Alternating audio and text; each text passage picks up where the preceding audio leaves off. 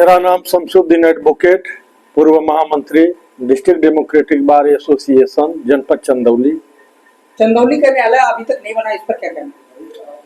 पहले तो मैं आपको बहुत बहुत बधाई और धन्यवाद देना चाहता हूं कि आप हम लोगों के संघर्षों की लड़ाई में हमेशा शिरकत किए हैं, हम लोगों की आवाज को शासन सत्ता में पहुंचाने का काम किए हैं। इसलिए आपको बार एसोसिएशन की तरफ से और जनपद चंदौली के वासियों की तरफ से बहुत बहुत मुबारकबाद देता हूं।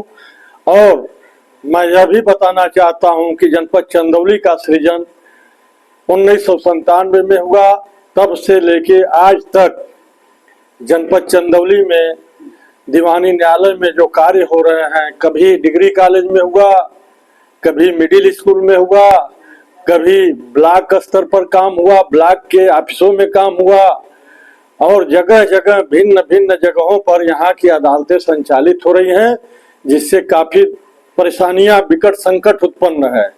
इसके लिए हमारे बार एसोसिएशन चंदौली और अधिवक्ता साथियों ने माननीय उच्च न्यायालय इलाहाबाद और सरकार उत्तर प्रदेश के सामने अपनी बातों को रखने का काम किया कि अविलंब दीवानी भवन का निर्माण कराया जाए, लेकिन अभी तक इसके बारे में न शासन जागी न माननीय उच्च न्यायालय ही अपनी चिर निद्रा खोल रही है। अभी आपके कुछ साथी माननीय मुख्यमंत्री जी से मिलने गए थे लखनऊ, इस पर क्या कहना? माननीय मुख्यमंत्री जी से जो बार एसोसिएशन का प्रतिनिधि मंडल मिला, जाकर मिलकर यहाँ की समस्या को रखा और यहाँ की समस्याओं से माननीय मुख्यमंत्री जी को अवगत कराया और वापस आने के बाद फिर पुनः अपनी बातों को माननीय उच्च न्यायालय इलाहाबाद में रखने का काम किया। और माननीय उच्च न्यायालय इलाहाबाद में यह बताया गया प्रशासनिक न्यायाधीश महोदय के जरिए और इंफ्रास्ट्रक्चर इंचार्ज महोदय के जरिए कि अभी तक शासन से हमारे पास कोई शिलान्यास या उद्घाटन के लिए कोई पत्रक नहीं आया है, लेटर नहीं आया है।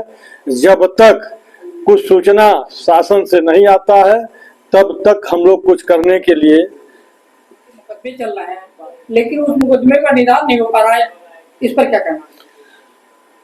मैं आपसे यह बताना चाहता हूं कि पूरे प्रदेश में जनपद चंदौली ही ऐसा जिला है जो बहुत ज्यादा ही डिस्पोजल मुकदमों का देता है।